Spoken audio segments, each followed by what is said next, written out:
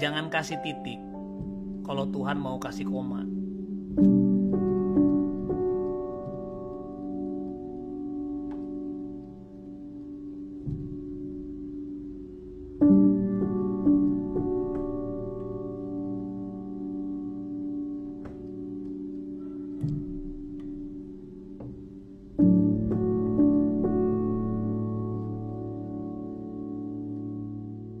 Shalom semuanya, selamat datang di program Titik Koma. Jangan kasih titik kalau Tuhan masih mau kasih koma. Program Titik Koma adalah program kolaborasi antara Pijar TV dan juga Muda Untuk Indonesia. Nah, program Titik Koma itu adalah program yang menceritakan tentang cerita-cerita dari para sahabat muda, teman-teman kita yang ada di Muda, yang mau menceritakan tentang kisah hidup mereka yang sepertinya tuh kayak titik gak ada harapan, tapi ternyata masih ada koma yang artinya masih ada harapan dalam setiap kehidupan mereka yang diberikan sama Tuhan. Nah, program Titik Koma ini juga tentunya ditayangkan di aplikasi GoPlay setiap hari Jumat jam 5 sore dan juga nanti akan ditayangkan ulang di YouTube Pijar TV dan juga YouTube Muda TV. Nah, hari ini pastinya gue gak sendirian, kenalan dulu kali ya. Gue adalah Devi Indah yang akan nemenin kalian selama 30 menit ke depan. Dan gue juga ditemenin sama salah satu sahabat gue, Oyo, Atio Sutri Nugroho. Betul. Biasa dipanggil Oyo. Kok jadi gue yang lebih perkenalan ya? Padahal hari ini kita juga gak berdua doang deh ya? Yes, hari ini kita nggak berdua doang. Ada yang masih sendiri walaupun masih sendiri ada di sini. Aduh, seperti Anda tidak sendiri saya. Kita bareng-bareng sama Pastor Riko Karangeta. Yeay. Halo Kak Riko. Halo. Manis banget. Manis banget. Nah, Pastor Riko ini adalah pastor kita ya, Yo? Iya, betul Adalah sekali. pastor kita, kan kenapa jadi gue yang memperkenalkan lu ya? Pastor Riko ini adalah pastor kita dari Gereja Muda. Mungkin Kak Riko boleh silakan perkenalan dulu, kenalan sama teman-teman yang lagi nonton hari ini. Yes. Oke. Gini rasanya jadi biasa kan saya yang ada di sini. Biasa Anda ngulik hari ini. Yes. Oke, nama gue Riko Karangetang, aslinya dari Sangir, Sulawesi Utara, dan hari ini yang tadi Devi bilang mengembalakan di Muda dan juga kesibukannya adalah menyenangkan hati Tuhan kebetulan. Aduh, sudah banget. Yuk. Ya. Sedap. Gawat. Kesibukannya ya ngurusin gereja dan juga pelayanan dan juga lagi ngerjakan beberapa hal lah yang sedang kita kerjakan di tahun ini sih. Wow. Itu aja. Thank you Kak Riko. Siap. Selamat dikulik. Oke Kak Riko, kita langsung aja nih. Hari ini tuh kita bahas satu tema yang Kak Riko kasih tuh judulnya homesick. Yes. Aduh, Seru ya? ada apa sih sebenarnya di balik homesick? Boleh dong ceritain latar belakang dari kenapa sih Kak Riko pengen bahas tentang homesick ini? Ya, homesick itu kan terdiri dari dua kata ya. Home dan sick. Home artinya rumah, sick artinya sakit. Jadi hari ini kita bahas tentang rumah sakit ya sebenarnya. Nggak gitu. Nggak gitu ya? Nggak gitu dong. Nggak gitu ya? Lucu lagi. Aduh, ada aja gue. Oke. Homesick itu bicara tentang, ya biasa lah ya, kalau teman-teman kita lagi pergi ke suatu tempat, terus biasanya kalau lama kita di suatu tempat itu tiba-tiba kangen rumah sebenarnya. Dan ini yang relate juga dengan kehidupan kita setiap hari sebenarnya, karena sebenarnya setiap manusia itu merindukan yang namanya rumah. Rumah bukan bicara tentang house, bukan bicara tentang tempat, tapi bicara tentang ada nuansa rumah di situ. Dimana kalau teman-teman perhatikan, segala kejahatan di dunia ini berawal dari mereka tidak menemukan rumah itu sendiri. Bahkan di dalam rumah pun mereka nggak merasakan rumah itu sendiri. Jadi itu kenapa sebenarnya gue sengaja angkat tema ini, karena sejatinya kita semua itu sedang merindukan yang namanya rumah itu sendiri. Iya. Oke. Berarti bukan rumah sakit. Bukan. Tapi sebenarnya kangen rumah ya. Banget. Tapi memang menurut Kak Riko, rumah itu apa sih Kak? Rumah yang tadi Kak Riko bilang, menurut Kak Riko tuh apa sih arti rumah bagi lo Kak? Oke. Rumah itu buat aku adalah sebuah tempat di mana kita mengalami namanya penerimaan. Rumah juga sebagai tempat di mana kita di situ akan diajar atau dididik, dan juga di rumah itu adalah tempat di mana kita dipercayakan sebenarnya. Jadi di rumah adalah tempat di mana kita bisa datang kapan aja, dan juga kita mau merasa nyaman dan merasa aman untuk dididik. Bahkan di rumah itu juga kita merasa yang namanya dipercayakan menjadi lebih baik. Gitu, dan itu yang tadi aku bilang kan, bahwa ternyata di dunia ini nggak semua rumah adalah rumah. Ya, jadi bahkan ini aku bilang, kadang kita butuh yang namanya rumah di luar rumah. Ya kenapa? Untuk belajar jadi rumah tanda kutip, supaya kita bisa membawa rumah itu ke dalam rumah kita sendiri. Gitu. Jadi kalau diperhatikan ya kejahatan kita, bahkan kita semua itu pasti coba diperhatikan deh, ketergantungan kita sama dosa, sama adiksi-adiksi tertentu pasti karena ketidakhadiran rumah itu dalam kehidupan kita. Kita merasa kosong, tidak mengalami namanya kasih, tidak mengalami namanya penerimaan, bahkan nggak ada teguran, bahkan nggak dipercayakan, membuat pada akhirnya kita mencari rumah itu di luar. Dan tahu sendiri ya, kalau di luar itu kita nggak bisa kontrol apa yang kita bisa terima gitu. Jadi penting banget untuk kita bisa menemukan rumah tadi. Ada penerimaan, ada didikan, dan juga ada percayaan. Wow, berarti ketika gereja atau perkumpulan kita menjadikan itu cuma jadi satu tempat, sebenarnya itu bukan, kita nggak bisa bilang itu rumah kita juga ya. Atau bahkan rumah kita cuma jadikan slogan, kayak kita bilang welcome to the family, kita tuh suka banget kan welcome home, tapi kita sendiri tidak menghadirkan rumah itu di dalam kehidupan kita, di dalam kehidupan perkumpulan kita, bahkan tragisnya di dalam rumah Tuhan itu sendiri, di gereja ya. Nah, ngomongin tentang hal itu, Kariko punya nggak sih pengalaman atau cerita yang relate sama apa yang mungkin Kariko ngerasa kayak homesick banget meskipun Kariko ada di satu tempat, di satu gereja atau di satu perkumpulan, yang Kariko ada di situ tapi nggak ngerasa kayak di rumah gitu. Itu yang tadi Oyo bilang juga, kita itu di gereja bahkan ya, di gereja itu kita banyak gimmick-gimmick tentang home. Yang tadi ya welcome home, pas masuk ibadah biasanya nunggu tulisan tuh welcome home sama countdown biasanya. Terus abis itu biasanya ada jingle-jingle, di beberapa gereja ada jinglenya, ada joget-jogetnya lagi. Terus abis itu biasanya langsung ditanya tuh, siapa yang baru pertama hadir? Terus tuh bukan diserang, tanda kutip diserang sih, betul juga. Kayak langsung datang, halo apa? Apakah itu home? Kita berpikir konsep home itu seperti itu, dengan membuat sebuah gimmick-gimmick gitu. Padahal tadi ya, home itu benar-benar sebuah nilai yang memang kita sengajai untuk kita hidupi bersama. Tadi ada nilai kasih, ada nilai penerimaan, ada nilai kebenaran, bahkan ada nilai mempercayakan itu. Nah, gue pribadi kebetulan hidup gue nggak pernah berdosa. Duh, ketawa lagi gue. Itu dosa pertama hari ini. Gue lebih ke kalau gue bukan mau ketawa. Dosa pertama nggak ngaku ya. Nah ini gue nambah dosa gara-gara dia bikin dosa pertama. Aduh. Jadi kita itu sebenarnya semua kan berawal dari kondisi keluarga yang mungkin memang tidak ideal.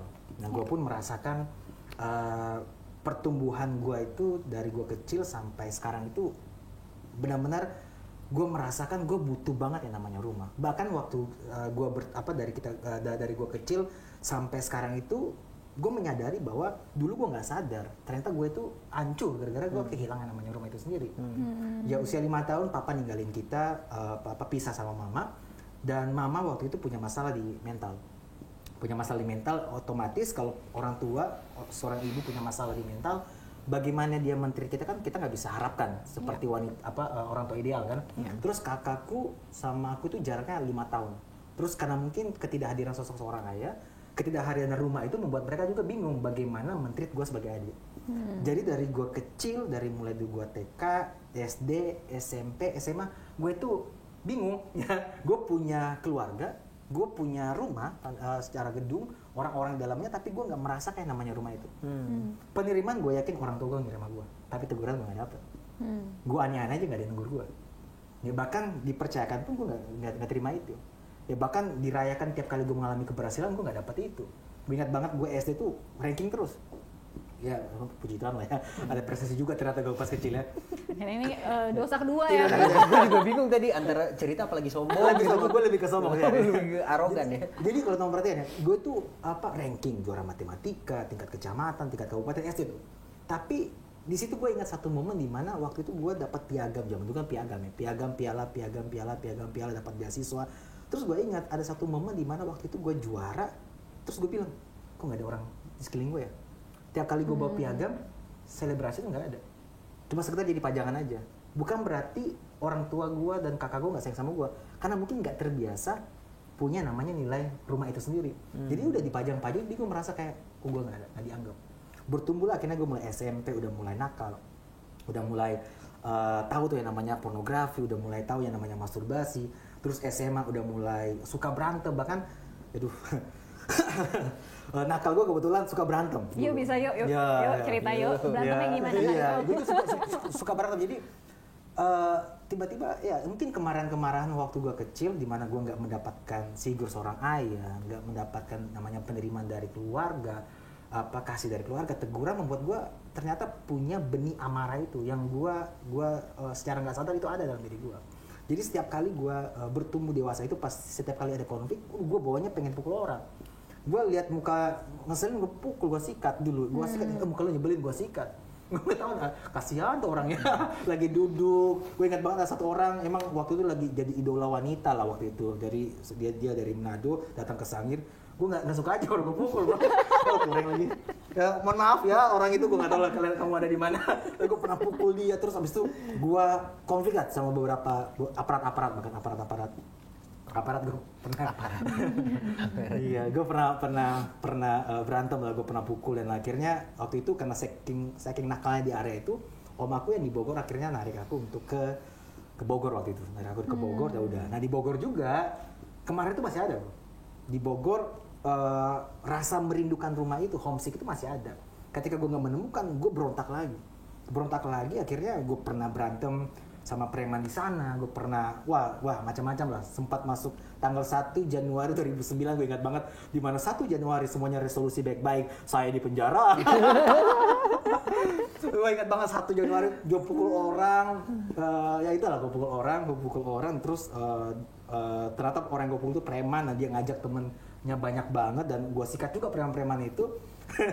Ya sangat unik ya. Tapi lu sekarang udah nggak kayak gitu kan? Masih sih lu.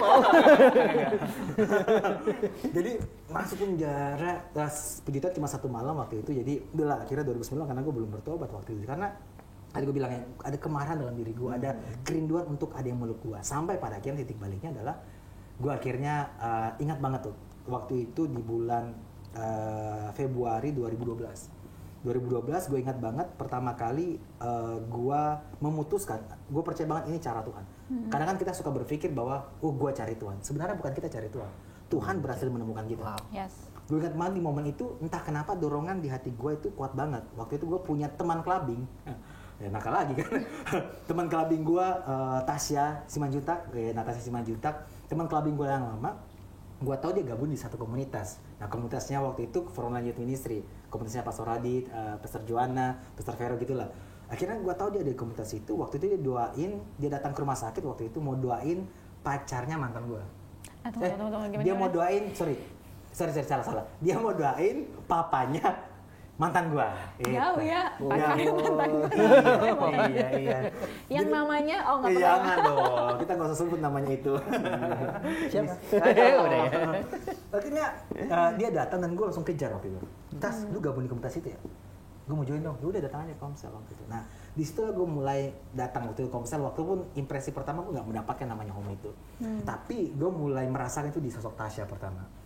Terus waktu itu mulai diajak ke gereja ketemu sama Pastor Erwin Siregar. Gue ngalamin namanya sentuhan dia. Gue ingat banget cuma lagi berdiri begini, dia cuma sentuh ini gue dengan senyum. Itu kayak ada sesuatu yang ternyata lumayan mengisi area yang gue butuhkan dari kecil. Gitu doang. Ya. Akhirnya mulai bertumbuh, kenal komunitas di Frontline dan lain-lain. Akhirnya rasa rindu rumah itu mulai terisi pelan-pelan. Jadi waktu itu yang aku bilangnya, home itu bukan sesuatu gimmick sebenarnya, tapi benar nuansa atau nilai-nilai yang kita hidupi secara bersama jadi budaya yang membuat waktu kita datang ke dalamnya membuat kita merasakan namanya home itu. Aku ingat banget dulu awal-awal Asher gak welcoming, bodo amat, tapi gue entah kenapa di rumah itu waktu itu di gereja kita lama itu gue merasakan area rumah. Iya, gue rasakan rumah. Jadi ketika orang keluar masuk, gue stay di situ. Gue merasakan ini rumah gue. Nah, disitulah pertama kali gue merasa bahwa area yang gue butuhkan selama ini mulai terisi pelan-pelan. Gitu. Wow, menarik banget sih. Gue rasa kan bukan sedikit kita ataupun teman-teman kita juga yang ngalamin apa yang Kariko alamin, yaitu kayak pemberontakan kan, tadi amarah. Nah, seringkali tuh kita berpikir bahwa ini anak bandel aja, semuanya tuh bang ini anak punya isu bandel, tapi ternyata sebenarnya mereka punya satu kekosongan yang nggak diisi, yang tadi itu adalah merindukan rumah, yang tadi Kariko bilang. Ini gue rasa juga jadi sesuatu hal yang kayak membuat kita sadar bahwa sebenarnya generasi ini bukan butuh sekedar nasihat, bukan butuh sekedar dikasih tahu ini salah. Mungkin waktu itu Kariko waktu berantem kayak Kariko juga tahu yang dilakukan itu salah, tapi ya ada amarah yang nggak bisa dihentikan aja, sehingga membuat punya buah-buah seperti kemarahan tadi, seperti pemberontakan tadi. Padahal sebenarnya ada kerinduan tentang rumah. Nah, balik lagi Kariko ke cerita Kariko tadi, kan kalau misalnya Kariko sadar bahwa butuh rumah dan akhirnya tadi dibawa ke satu komunitas gitu. Kalau misalnya dilihat dari perjalanan itu, apa sih yang membuat akhirnya Kariko mungkin kalau merindukan rumah mungkin sudah merindukan, tapi mengambil keputusan untuk menurut gue ini adalah resiko untuk akhirnya datang ke satu komunitas, untuk akhirnya memang ya udah deh coba untuk masuk ke dalam satu rumah, karena mungkin banyak orang yang nggak mau kayak wah di situ cuman kita ngomong soal gereja ya, di situ cuman untuk orang-orang yang baik, untuk orang-orang yang kenal Tuhan dan bertobat. Dan gue rasa mungkin nggak tahu nih apakah Kariko punya keraguan-raguan seperti itu, tapi akhirnya lu tetap melangkah, ya udah deh gue coba aja, gue masuk deh, gue ikut sama tadi ya Tasya Simanjuntak untuk masuk dalam rumah itu. Itu gimana prosesnya Kak? Kalau aku sih keraguan itu nggak ada ya waktu itu, karena mungkin saking butuhnya kali ya. Saking butuhnya, bahkan yang tadi Devi bilang sebenarnya kemarahan gue yang muncul dalam diri gue itu yang jadi gue orang yang suka berantem itu sebenarnya yang tadi ya ada pesan-pesan tersirat dalam diri gue, justru di momen itu gue juga pengen dimarahin sebenarnya kalau gue salah. Nah sih didikan itu penting ternyata dalam rumah. Nah karena terbiasa nggak ada yang omelin, gue jatuh ya udah jatuh aja, cuma sekedar itu gue bilang kan, sekedar diterima doang. Padahal kan Tuhan jelas katakan bahwa dia selain Tuhan yang baik, dia juga Tuhan yang mendidik. Makanya kemarahan itu mulai menguasai gue. Nah kalau Devi tanya tadi tentang apakah ada keraguan, saat itu nggak ada sih dia. Nggak ada keraguan karena entah kenapa, karena mungkin dalam diri gue udah berteriak gue rindu rumah. Jadi saat itu nggak ada keraguan sama sekali. Udah gue merasakan ini rumah. Tapi dalam perjalanannya apakah mulai berpikir seperti itu? Iya.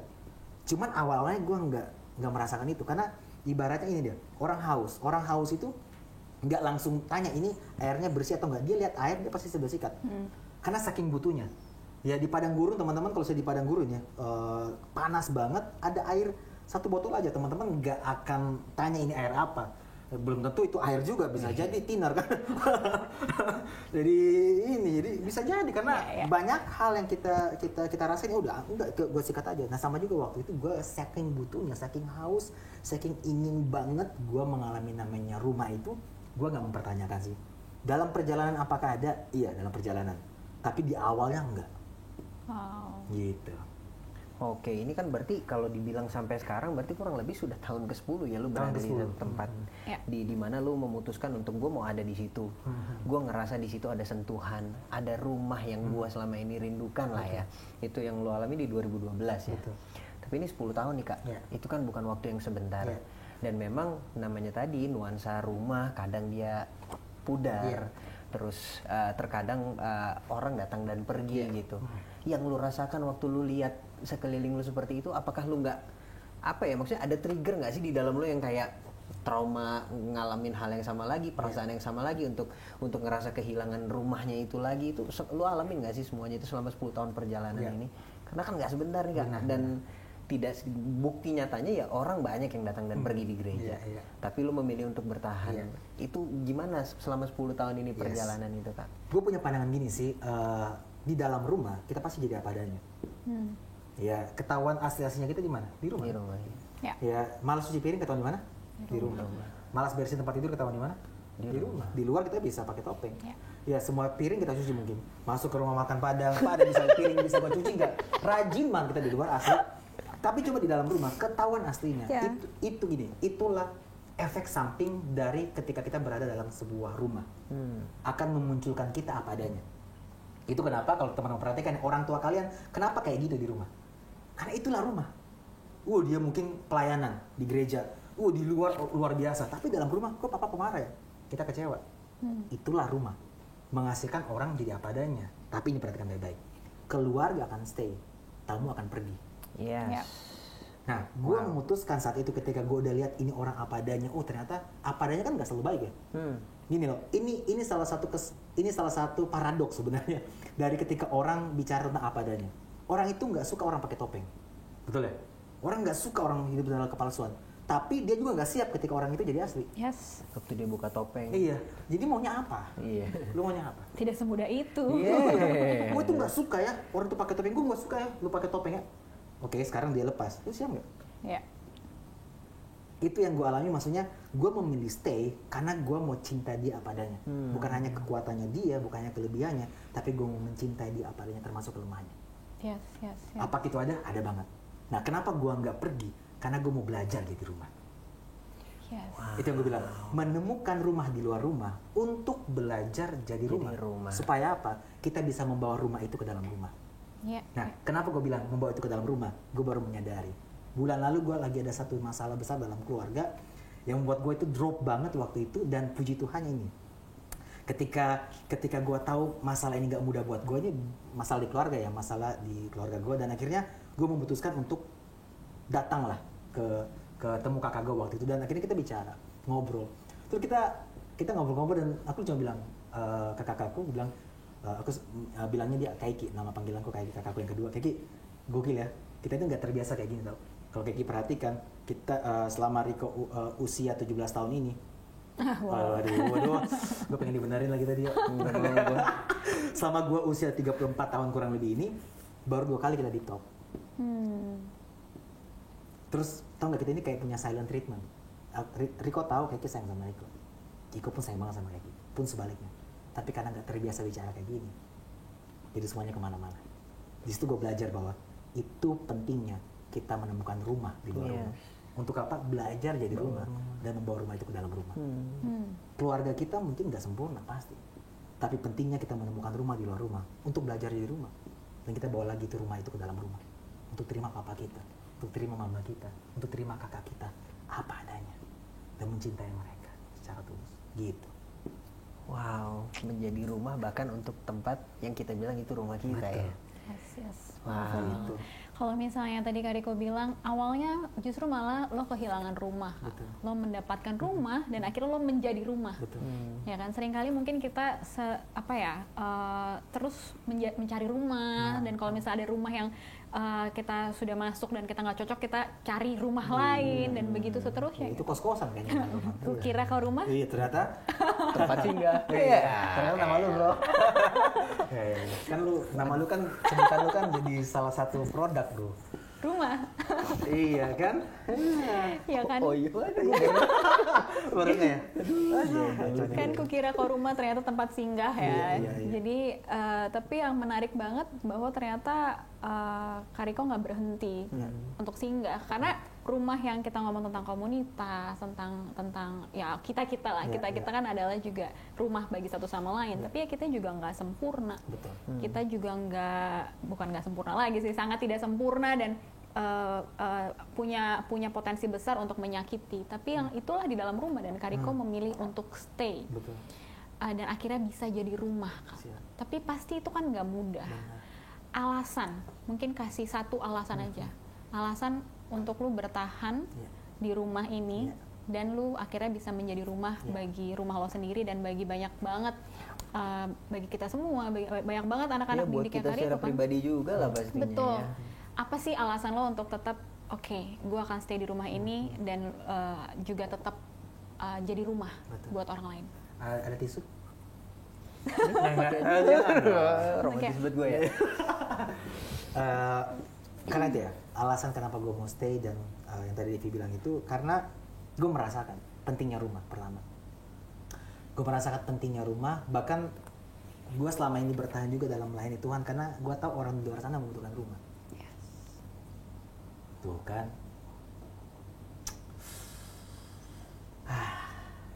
gue pura-pura nih. Sebenarnya kesannya ini bro, sedih, enggak. Tapi itu yang gue rasakan setiap kali gue melihat orang-orang mungkin masih dengan kelemahannya. Sebenarnya mereka butuhkan adalah rumah. Mereka butuh namanya penerimaan. Mereka butuh ada yang namanya kehadiran. Karena gue merasakan dulu gue segitu rindunya, segitu dampaknya tanpa rumah, dan segitu indahnya ketika menemukan rumah. Itu membuat gue gak mau berhenti. Bahkan itu gue bilang, tiap kali melayani orang, tiap kali lihat kesaksian-kesaksian orang, gue kayak gila ya, maksudnya orang ini butuh rumah sebenarnya. Makanya itu salah satu pesan hidup yang gue mau letakkan dalam kehidupan gue yang cuma satu kali ini adalah gue ingin jadi rumah. Gue ingin jadi rumah, orang bisa datang pergi nggak apa-apa.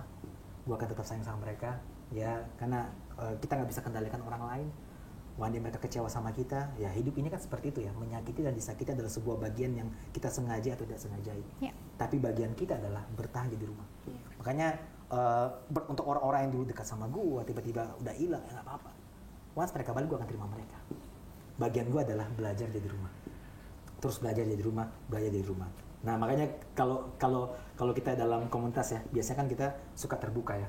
Pengen orang, apalagi kalau di ibadah-ibadah connect group atau komsel kayak gitu kan, ayo ada yang cerita dong, ayo dong terbuka dong. Nah kita itu kadang suka paksa orang terbuka. Yeah. Padahal yang harus kita latih adalah belajar jadi rumah. Yeah.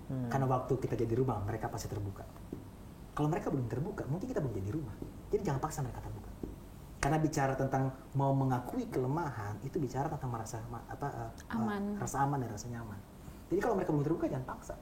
Ayo terbuka dulu, dipaksa terus kan, jadinya kecewa sama gereja, kecewa sama mereka, karena dipaksa mulu, nggak bisa. Belajar jadi rumah, nerima mereka, hadir buat mereka, didik mereka, percayakan mereka. Itu yang gue mau taruh juga jadi benih yang gue percaya gue hidup cuma satu kali. Gue mau letakkan benih ini selama gue hidup, benih untuk menjadi rumah itu sih, belajar jadi rumah itu. Wow. Gitu, karena yang tadi ya, sebegitu gue merasa gue dulu hancur gara-gara gue kehilangan rumah, sebegitu indahnya ketika gue menemukan rumah, dan gue pengen bawa itu ke orang lain untuk merasakan hal yang sama. Wow, gitu. Tapi semua bermulanya dari kesadaran ya. Yes. Gimana kita punya kerinduan, kelemahan, kehancuran. Yeah. Mungkin waktu kita tahu itu kita sadari lah itu, kita peluk juga jadi kesadarannya kita untuk kita mau dibentuk, dibawa kayak tadi ya. Kariko punya rasa kebutuhan, gue butuh rumah. Gue butuh tempat yang bisa peluk gue, bisa menerima Riko gitu, sampai akhirnya Kariko menjadi rumah bagi banyak orang. Memang mulainya dari kesadaran kita, kan mungkin kebobrokannya kita. Jangan kalau sering ngobrol sama Kariko, jangan hakimi juga kehancurannya kita ya, karena memang sebelum kita jadi rumah buat banyak orang, kita pun perlu juga mungkin jadi rumah untuk hati kita sendiri. Kita perlu jadi rumah yang nyaman buat kehidupan kita sendiri, dan kehidupan nyata Kariko kita bisa lihat lah, kita bisa rasakan gimana Kariko jadi rumah buat banyak orang. Gue pernah ngalamin pengalaman yang pribadi sama Kariko juga, waktu gue butuh, gue samperin ke Bekasi dan itu jam berapanya Kariko nggak masalahin, gue tetap datang dan Kariko hadir buat gue pada saat itu ya. Buat gue pribadi hari ini sangat memberkati Kariko, thank you banget. Dan mungkin sebelum tutup kita mau minta Kariko kasih encouragement kali ya buat kita semua, buat teman-teman yang lagi nonton, apa yang Kariko pengen kita semua bisa tangkap dan kita juga bisa hidupin di Kariko. Oke. Buat teman-teman semua gini, mungkin kamu saat ini memang lagi merindukan yang namanya rumah, karena di dalam rumahmu kamu nggak merasakan rumah itu sendiri. Dan kamu sudah mencari-cari. Kamu sudah mencari-cari kemana-mana, gereja A, B, C, D, dan seterusnya, komunitas A, B, C, D, seterusnya. Tapi ini yang mau aku bilang, mungkin yang selama ini kamu butuhkan sebenarnya selain rumah, gereja atau komunitas, yang kamu butuhkan mungkin adalah kamu jadi rumah buat dirimu sendiri. Pertama, terus jadikan Tuhan rumah pertamamu juga. Ya, kita kadang mudah terima orang apa adanya, tapi kadang kita gagal menerima diri kita apa adanya. Kita masih punya kelemahan, kita suka hakimi. Kenapa sih gue kayak gini? Kenapa sih gue kayak gini? Bisa nggak sih kita rangkul diri kita, rangkul diri kita, bahwa kita mau belajar untuk terima kita apa adanya dulu. Jadi belajar jadi rumah untuk diri kita sendiri. Pertama, yang kedua, belajar jadikan Tuhan jadi rumah pertamamu. Sambil berdoa supaya kamu menemukan rumah di luar rumahmu. Karena itu juga penting. Kita butuh Tuhan, kita butuh keluarga Tuhan. Tapi ingat baik-baik, keluarga Tuhan bukan pengganti Tuhan. Yes. Mereka hanya perpanjangan tangan Tuhan. Mentormu, komunitasmu, gerejamu, bukan pengganti Tuhan. Mereka hanya perpanjangan tangan Tuhan. Tuhan harus jadi Tuhan yang utama dalam kehidupan kita. Makanya Tuhan harus jadi rumah pertamamu. Berdoa sama Tuhan, gue percaya banget, Tuhan akan kirim tempat atau orang yang tepat untuk menjadi rumah buatmu, supaya kamu belajar jadi rumah dan membawa rumah itu ke dalam rumahmu. Supaya orang tuamu, kakakmu, adikmu mengalami yang namanya rumah itu sendiri. Wow, thank you so much Kariko. Hari ini gue percaya banyak banget teman-teman yang lagi dengerin yang diberkatin sama apa yang Kariko bagiin tentang hidupnya. Dan kita udah ada di penghujung acaranya nih. Mungkin bisa dibagi nih kalau dari lo sendiri, apa sih yang kayak benar-benar kena banget di hati lo dari apa yang Kariko bagiin hari ini?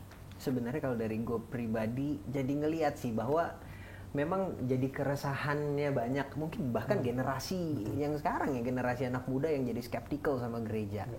Mereka ngerasa gereja udah nggak lagi berfungsi sebagaimana mestinya, gereja nggak lagi jadi rumah. Tapi mungkin generasi kita nih, generasi muda juga lupa kalau untuk menjadi rumah itu juga tanggung jawab kita secara pribadi. Jadi ini yang buat gue hari ini sangat menemplak, sangat menasehati gue dan menginsafkan gue ya pastinya ya, bahwa memang kita pasti kita punya kerinduan untuk ada satu rumah di dalam kehidupan kita. Tapi yang jelas jangan berhenti di situ. Kita perlu jadi rumah buat diri kita, buat keluarga kita, buat lingkungan kita, bahkan buat gereja yang tadinya kita pikir itu rumah kita. Kita pun harus bisa jadi rumah buat gereja kita. Itu sih Dev yang membuat gue secara pribadi hari ini sangat jadi pelajaran yang berharga banget buat gue. Yes, thank you so much Yo. Jadi jangan berhenti untuk hanya mencari rumah, tapi belajar menjadi rumah gitu. Dan hari ini hal yang sama yang gue dapetin, gue semakin dikuatkan dan diteguhkan lagi lah. Memang kita nggak akan ketemu rumah yang sempurna. Rumah yang sempurna cuma Tuhan. Gitu. Jadi memang yang pertama itu adalah selalu cari Tuhan, yang menjadikan Tuhan tuh rumah yang aman dan tempat yang aman bagi kita. Karena dengan itu kita bisa jadi rumah. Dan firman Tuhan bilang kan, carilah maka engkau akan mendapatkan, ketoklah maka pintu akan dibukakan. Dan gue percaya buat teman-teman yang sekarang lagi mencari rumah, kalau kamu cari Tuhan, kalau kamu cari keluarga Tuhan, kalau kamu cari hadirat Tuhan, gak mungkin kamu gak akan nemu itu. Pasti kamu akan temuin karena itu janjinya Tuhan. Sekarang tinggal kita, apakah kita mau datang sama Tuhan atau enggak. So thank you so much Kak Riko hari ini. Kak Riko, thank you so much. Happy banget, senang banget, homesick. Jadi tema di program Titik Koma hari ini. Dan gitu aja nih kalian? Udah dong. Udah gak boleh kulik lagi? Kita lanjut.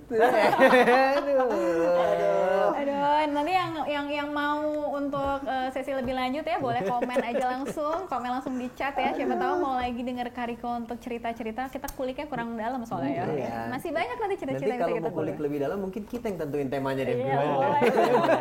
Tentang mantan seru kali ya. Tiba-tiba kalian datangin kan mantan gue seneng banget. Seneng gimana sih? Aduh, itu berarti kalau mantan berarti bukan rumah. Iya, karena mantan jangan di-maintain.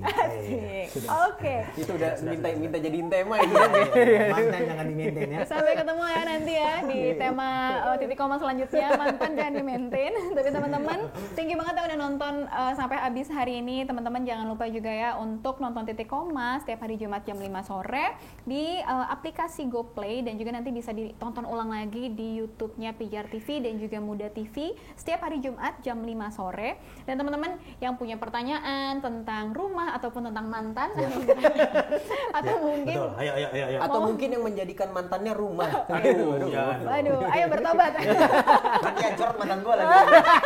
Seru ya. Kangen. Oke, nanti teman-teman juga boleh langsung aja hubungin nomor yang ada di bawah ini, biar nanti tim akan menghubungi dan juga akan doain kalian dan akan jawabin pertanyaan kalian, apapun pertanyaannya. Ya, sedap dan pastinya deh. Nggak pastinya. lupa. Apa tuh? Dramatis banget. Iya. Kaos yang kita pakai nih deh, pastinya. Bukan lu. Biasanya kan gitu, Bro. Iya ya. Kaos yang kita pakai, terus di situ ada jaket, ada coach jaket, kartu pemuda. Teman-teman boleh cek di Instagramnya @merchbymuda, di e-commerce-nya juga di Shopee ya. Shopee, betul. Yang jelas kita mau say thank you buat Merch by Muda udah support kita dengan kaos-kaos kerennya ya. Yes, dan jangan lupa untuk beli juga ya, Yo ya, teman-teman. Pastinya, jangan cuma dicek. Saya lupa. Betul. Jangan cuma dicek, biar Dibeli. bisa barengan sama kita. Jangan taruh di keranjang doang. Jangan doang. Oke. Thank you so much teman-teman. Kita udah di penghujung acara. Sampai ketemu lagi di program Titik Koma selanjutnya. Jangan kasih titik kalau Tuhan mau kasih koma. Bye-bye. God bless you.